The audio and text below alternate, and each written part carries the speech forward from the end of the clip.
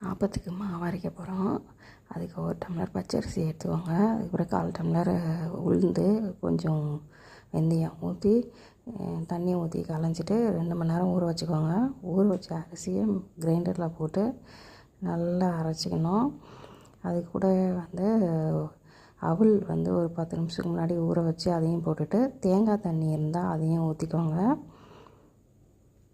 அதுக்கப்புறம் சாதம் இருந்தால் கூட அதையும் போட்டு அரைச்சிக்கோங்க. அதுக்கப்புறம் அரைச்ச மாவோட உப்பு போட்டு நல்லா கரைச்சி வச்சுருங்க. 4 மணி நேரத்துக்கு அப்புறம் பார்த்திங்கன்னா இந்த மாதிரி பொங்கி நல்லா வந்திருக்கும். அந்த மாவை கொஞ்சமாக தனியாக எடுத்து வச்சுட்டு அதில் கொஞ்சமாக தேங்காய் பால் ஊற்றிக்கோங்க. தேங்காய் பால் கொஞ்சம் சர்க்கரை சேர்த்து ஊற்றி ஆப்பச்சட்டியில் ஊற்றி எடுத்தால் இந்த மாதிரி சுற்றுங்க. சுற்றிட்டு மூடி வச்சு 2 நிமிஷம் கழித்து ஓப்பன் பண்ணால் இந்த மாதிரி ஆப்பம் ரெடி ஆகிடும். அதில் தேங்காய் பால் ஊற்றி சாப்பிட்டா சூப்பராக இருக்கும்.